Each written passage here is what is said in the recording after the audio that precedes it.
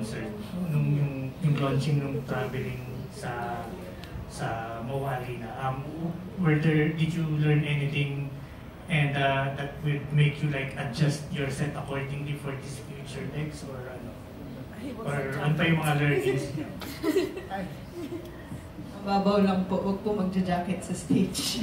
Sobrang init. Okay ba? Totoo yun daw.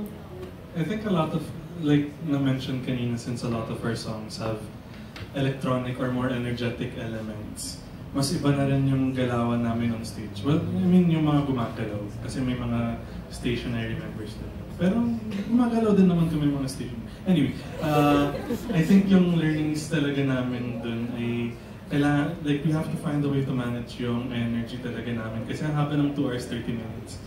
Dati yung 2 hours 30 minutes ko pang nod lang ng Lord of the Rings or something. Pero ngayon, nagka-concert na kami. So, nakakapagod talaga siya. But yung fun part of it is, I think yun yung very particular thing na may experience lang namin in this kind of concert.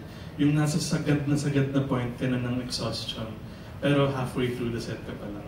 So ano yung gagawin mo dun? Yun yung fun question na nasasagot namin each show. Like, ibang coping mechanisms yun talaga. Sa palagay ko, ang isa rin namin gustong i-improve even more is yung visual component ng show. Since as we mentioned, it's one of the main features of this specific tour. So, marami rin kami learnings about it, lalo na since we've only ever done it once, on December 14. So, pagmula dun sa show na yun, marami na pong improvements. And we're very particular about the details of what we want to improve on visually. So, yeah, we're working hard to make that happen. Tapos, I think, I'm almost sure na nandun na kayo sa stage na from looking up to the ones before you. Ngayon naman there's this new wave of artists who are looking up to you now.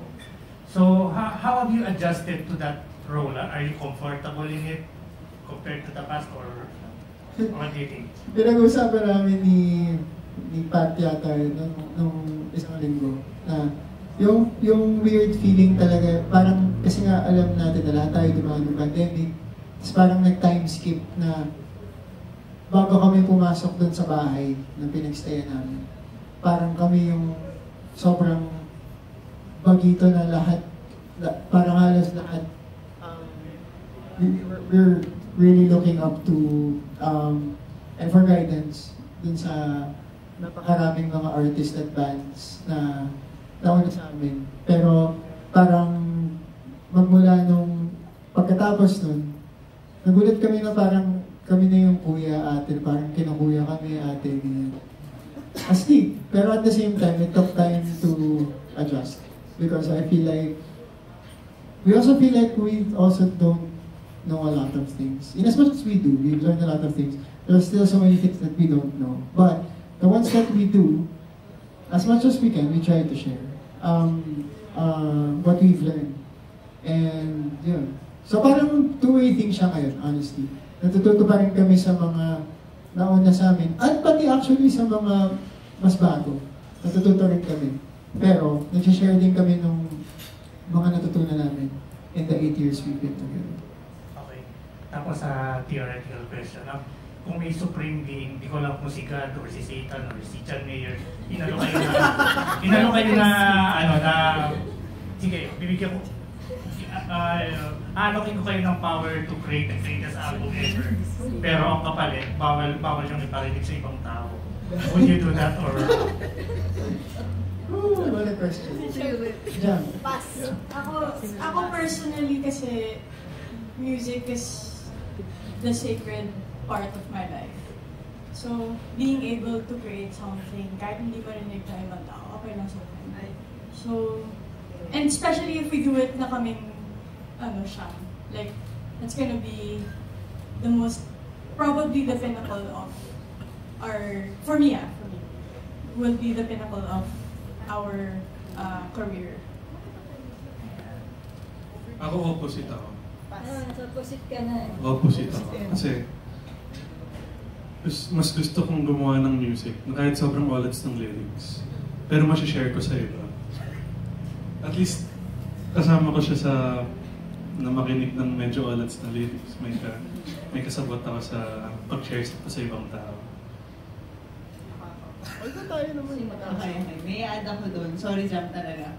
Ako, I really believe that art is meant to be shared. And it's through art that is shared na, you know, we're able to create culture, we're able to create, ito na po yung disagreements na hinahanapin nyo.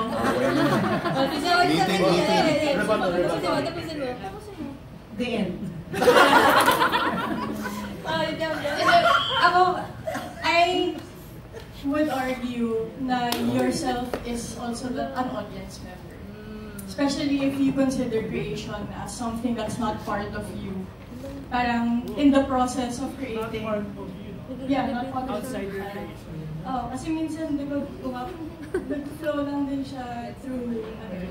So, but like this is what we mean na parang as individuals talaga magkakaiba din talaga kami ng mindset. And that's how like in the 8 years na we've been together, we learned slowly and difficult but napagdaanan namin. And this is how, like, ito yung fruition ng 8 years na pagsasama. Just watching this is Yeah, fun. just watching it. Like, I'd love to watch us come through. Yes, go ahead. May question pa rin pala. Hindi. So, at least alam niyo na lang po na pag gumawa kami ng best album ever, di niyo siya malalaman. Pero alamin niyo na lang na nagawa na namin siya. Thank you. Sasayaw. Mga apoy.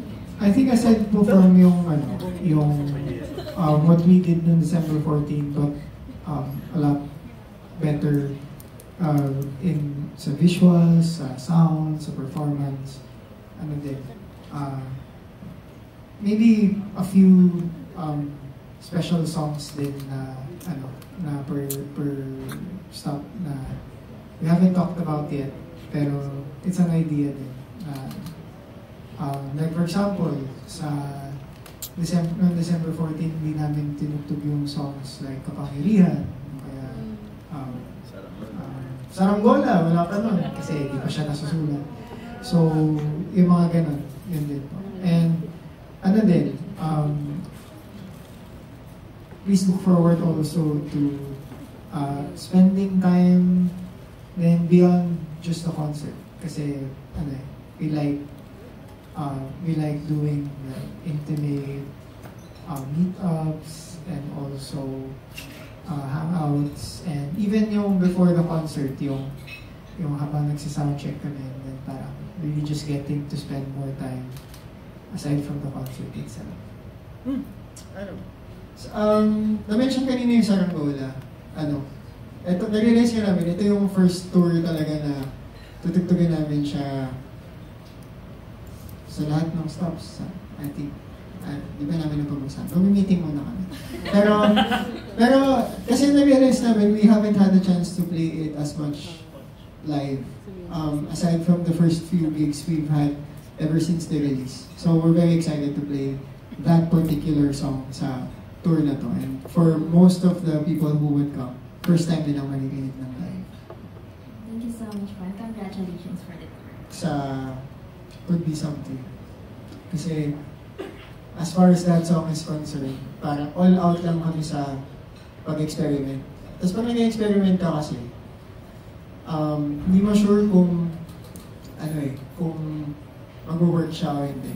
Parang kung nagluto ng pinaghalo mo yung sinigang tsaka adobo. Hindi mo alam kung masarap siya. Masarap siya. Matry mo lang. Hanggang subukan mo. So nung ginawa namin siya, and then it resonated, even if it's quite a different sound. I think sobrang happy namin na nangyayari siya. Yung Autumn din actually, nakakatuwa rin yung journey ng kwentong, nung song na yun. Kasi, hindi rin namin akalain na sobrang, kasi unang-una, wala namang Autumn sa Pilipinas. So, yun yung sabi namin, wala namang Autumn dito, so magigets kaya siya ng mga tao. Pero, I feel like, lalo na nung lumabas siya dun sa series na Can't Buy Me Love, mas naintindihan ng mga tao kung tungkol saan siya. Yung feeling niya about longing, about distance, And we're happy that they resonated. They both resonated the way that they did.